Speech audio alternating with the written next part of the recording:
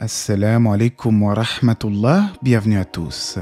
Contrairement à certaines révélations antérieures au Coran, le message du prophète a une portée universelle et s'adresse à l'ensemble des gens. Prenons le Nouveau Testament par exemple. On attribue à Jésus alayhi salam ces propos. Ma mission se limite aux brebis perdues du peuple d'Israël.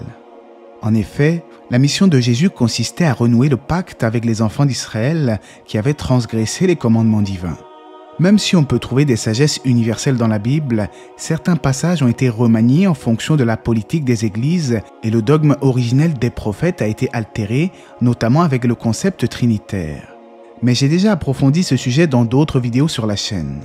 Quant au message du prophète Mohammed, il n'y a pas l'ombre d'un doute sur son universalité. De surcroît, le Coran est venu corriger les erreurs des chrétiens qui ont changé le dogme authentique. En fait, l'islam est la fin du cycle monothéiste abrahamique. C'est l'ultime message, celui qui remet toutes les pendules à l'heure avant la fin des temps. Mais au fait, quelles sont les preuves dans les textes islamiques du caractère universel de l'islam? Ne quittez pas, on en parle tout de suite, après la petite intro.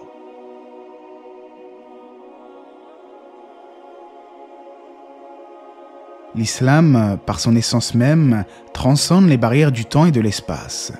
Peu importe qui vous êtes, peu importe où vous vous trouvez, l'islam est conçu pour être votre religion, votre guide spirituel et votre mode de vie. Du temps du prophète Mohammed jusqu'à nos jours, l'islam reste une lumière inaltérable. Pourquoi cette universalité? Parce que le prophète n'est pas seulement un prophète pour une époque ou un peuple. Il est plutôt le dernier messager de Dieu envoyé pour toute l'humanité. Le prophète Mohammed a clairement affirmé « Avant, un prophète était envoyé à son peuple uniquement, tandis que j'ai été envoyé à l'humanité tout entière. » Contrairement aux prophètes qui l'ont précédé, envoyés à des peuples spécifiques, Mohammed est le messager pour tous, sans distinction. Le Coran le confirme dans le sens du verset « Dis, ô Mohammed, ô homme, certes, je suis pour vous tous le messager de Dieu. » Mais également, et nous ne t'avons envoyé à l'humanité, ô Mohammed, que pour annoncer la bonne nouvelle et avertir. Les enseignements de l'islam sont faits pour guider l'humanité à travers toutes les époques et le Coran est la grande réponse à toutes nos questions existentielles.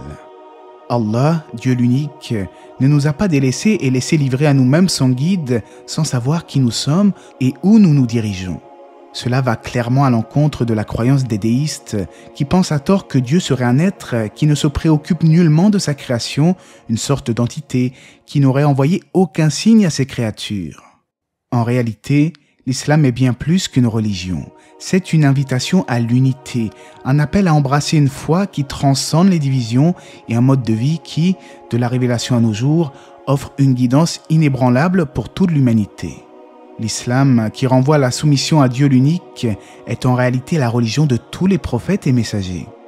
Tous les prophètes étaient soumis à Allah, ce que l'on appelle en arabe muslim, c'est-à-dire musulman. L'islam est en effet la soumission à Dieu l'unique par le monothéisme et le désaveu du polythéisme. Allah dit dans le Coran, « Abraham n'était ni juif ni chrétien, il était entièrement soumis à Allah musulman et il n'était point du nombre des associateurs. » Les musulmans considèrent en effet que la voie du prophète Abraham, Ibrahim alayhi salam, est celle du monothéisme pur et de lui découlent d'ailleurs les tribus d'Israël et la descendance d'Ismaël, c'est-à-dire les Israélites et les Arabes. À noter que contrairement à certaines des révélations précédentes, le Coran a été préservé dans toute sa pureté, même des siècles après sa révélation. Allah dit dans son noble livre, « En vérité, c'est nous qui avons fait descendre le Coran et c'est nous qui en sommes gardiens. » Comme nous l'avons vu, le Coran a une portée universelle et son message s'adresse également aux anciens peuples qui avaient reçu initialement une révélation. Dans beaucoup de passages de la sourate la Vache, Allah exhorte les Israélites à suivre la bonne voie car à l'origine, c'est bel et bien Allah qui a révélé la Torah et l'Évangile. Allah souhaite que les Hébreux, les Arabes, les non-Arabes, tous embrassent sa religion de vérité. Une fois devenu musulman, il n'y a pas de supériorité d'une personne à une autre en fonction de son origine, de sa couleur de peau ou même de son statut social, car tous sont égaux devant Allah le Créateur, excepté en piété et en bonne action. Allah dit dans le Coran, ô homme, nous vous avons créé d'un mâle et d'une femelle, et nous avons fait de vous des nations et des tribus, afin que vous fassiez connaissance entre vous. Le plus noble d'entre vous auprès d'Allah est le plus pieux. Cela démontre sans l'ombre d'un doute que l'islam avait déjà aboli le racisme il y a plus de 1400 ans, walhamdulillah. Dans son discours d'adieu, on rapporte du prophète alayhi salatu wassalam qu'il a dit « Ô gens, votre Seigneur est un, et votre père Adam est le même. Il n'y a pas de privilège pour un arabe sur un non-arabe, ni pour un non-arabe sur un arabe, ni pour un rouge sur un noir, ni pour un noir sur un rouge, si ce n'est par la piété. » C'est avec mon cœur que je réalise cette petite intervention, car il y a 16 ans, quand je me suis converti à l'islam, j'entendais souvent autour de moi des gens me dire « Mais tu n'es pas un arabe ». Surtout pour un blanc occidental, j'ai l'impression que les Français me considèrent parfois comme un traître à la nation, ce qui démontre une certaine ignorance de la religion musulmane. Or, l'islam est une religion universelle comme nous l'avons vu, et même si le Coran a été révélé en langue arabe, il n'en demeure pas moins qu'il fallait bien que le message soit délivré dans une langue en particulier. Mais cela ne vient pas du tout contredire le caractère universel de cette religion. Allah dit dans le Coran: si nous en avions fait un Coran en une langue autre que l'arabe, ils auraient dit « Pourquoi ces versets n'ont-ils pas été exposés clairement ?» Quoi ?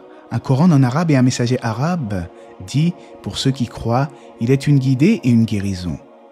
Bien entendu, on peut très bien s'adresser à notre Créateur dans notre langue natale, notamment dans nos invocations personnelles. Néanmoins, il est vrai que concernant les prières canoniques, il faut apprendre les sourates en arabe. Certains aujourd'hui continuent de suivre les enseignements des prophètes antérieurs, comme Moïse ou Jésus, tout en reconnaissant Mohammed comme prophète. Pourtant, il est essentiel de noter qu'on ne peut pas accepter Mohammed comme prophète alayhi salatu wassalam, tout en rejetant ses enseignements. Allah dit dans le Coran: et lorsqu'on leur dit « Croyez en ce qu'Allah a révélé », ils disent « Nous croyons en ce qui nous a été révélé à nous ». Ils rejettent ce qui est venu par la suite, bien qu'il s'agisse de la vérité confirmant ce qu'ils possédaient déjà. J'ai déjà rencontré certaines personnes me dire « Moi je suis un homme de Dieu, je crois en tous les prophètes, je ne dis pas que le prophète Mohammed est un menteur, mais je ne souhaite pas adhérer à sa religion. » Le véritable croyant parmi les juifs et les chrétiens se doit de comprendre que l'islam n'est pas une invention du prophète Mohammed, mais plutôt la continuité du message divin. Même si ceux parmi les gens du livre qui ont cru en leur prophète à leur époque ont la possibilité d'entrer au paradis, il est bon de savoir qu'à notre époque, la seule religion agréée du Créateur est l'islam. Allah dit dans le Coran: « Aujourd'hui, j'ai parachevé pour vous votre religion et accompli sur vous mon bienfait, et j'agrée l'islam comme religion pour vous. » Et on rapporte du prophète alayhi salatu wassalam: « Je jure par celui entre les mains de qui se trouve mon âme, que tous ceux qui entendent parler de moi, fussent-ils juifs ou chrétiens, et qui meurent sans croire en ce avec quoi j'ai été envoyé, feront partie des habitants de l'enfer. » Cela ne veut pas dire qu'il faut contraindre les gens à embrasser l'islam, car l'homme dispose du libre arbitre. Cela veut simplement dire que la seule voie du salut de nos jours consiste à embrasser l'islam. De surcroît, aucune nouvelle foi ne naîtra avant le jour de la résurrection et il n'y aura pas de nouveaux prophètes ou de nouvelles révélations. Après la mort du messager d'Allah, alayhi salatu wassalam, l'humanité se retrouva alors avec deux guides, le Coran et la Sunna. On rapporte du prophète en ce sens, alayhi salatu wassalam: « Je vous laisse deux choses qui, si vous vous y accrochez après mon départ, vous empêcheront de vous égarer, le livre d'Allah et la Sunna de son messager. » Par conséquent, l'islam est complet et parfait et ne requiert aucune modification. Le message a été transmis aux hommes et il demeurera suffisant dans sa forme actuelle jusqu'au jour du jugement. Même si certains avis juridiques peuvent différer en fonction du lieu et du contexte, le Coran n'a pas besoin d'être modifié comme certains le prétendent. Les traditions prophétiques sont également toujours valides et les hadiths sont classés par les érudits en fonction de leur authenticité. Les lois islamiques en matière de morale et d'adoration ne changeront donc pas et Allah dit dans le Coran: « Nous n'avons rien omis d'écrire dans le livre. » De plus, il n'y a pas besoin de rajouter des formes d'adoration qui n'étaient pas connues à l'époque du prophète, alayhi salatu wassalam, car dans les choses relevant du culte, tout est interdit en islam, à l'exception de ce qui a un fondement dans les textes. On rapporte du prophète: « Les pires choses sont celles inventées et toute innovation est un égarement. » À noter que l'on parle ici d'hérésie religieuse et non d'innovation mondaine. En effet, dans les affaires de ce monde, tout est licite en dehors de ce qui a été rendu interdit par la législation. Il n'y a donc aucun mal à utiliser la technologie, bien entendu. En définitive, l'islam est une religion universelle et intemporelle qui concerne l'ensemble des êtres humains. C'est la religion de tous les prophètes de Dieu. Le Coran est notre ultime guide jusqu'à la fin des temps, un moyen de connaître notre Créateur et de nous rapprocher de lui. L'islam condamne toute forme de racisme et exhorte les humains à se connaître et à se recommander mutuellement le bien.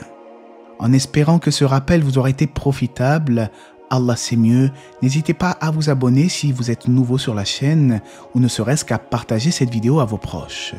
Que la paix et les bénédictions d'Allah soient sur le prophète, sa famille et ses compagnons.